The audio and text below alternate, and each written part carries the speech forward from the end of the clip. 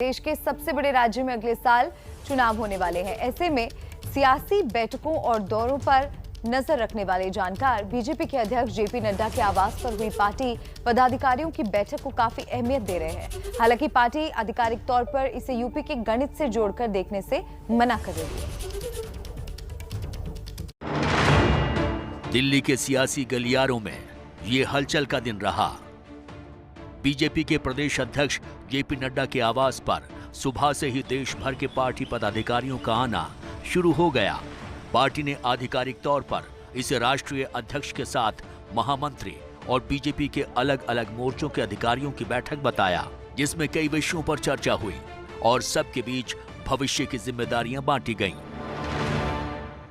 Bharatiya Janata party का जो scheduled tribe मोर्चा है, उसको जो ट्राइबल्स की इनकम को बढ़ाने के लिए जो वन धन योजना है, उसको आगे बढ़ाने के लिए वो विशेष रूप से अभियान चलाएंगे। हमको पता है पिछले बजट में केंद्र सरकार के द्वारा देश भर में 10,000 फार्मर प्रोड्यूस ऑर्गेनाइजेशन बनाने की बात की गई थी। किसान मोर्चे को ये जिम्मेदारी दी गई है कि वो फार्मर प्रोड्यूस ऑर्गेनाइजेशन जो है देश भर में जो रजिस्टर्ड हुए हैं, उसमें किसानों का प्रशिक्षण, किसानों की आय बढ़ाने का विषय, उसको करने का काम उनको दिया गया है।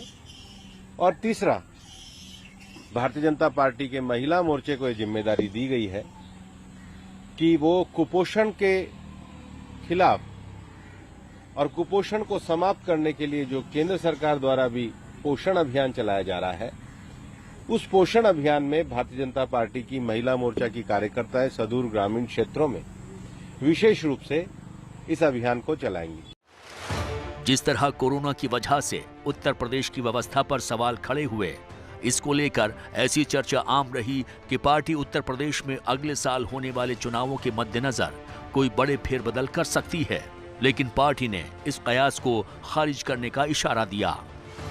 जिस तरह से चर्चा हो रही है, एक्सपेंशन की भी बात कर रही है, चेंज ऑफ गार्ड की भी बात हो रही है, ऐसा कोई विषय नहीं है, ऐसी कोई चर्चा भी नहीं है, इसमें कोई सच्चाई भी नहीं। बीजेपी फिलहाल चाहे जो कहे, लेकिन अंदर से जानकारी मिल रही है कि पार्टी उत्तर प्रदेश के चुनावों को लेकर अब संजीदगी से रणनीति बनाने में जुट गई है और आने वाले वक्त में राज्य स्तर पर बड़े फेरबदल से इंकार नहीं किया जा सकता।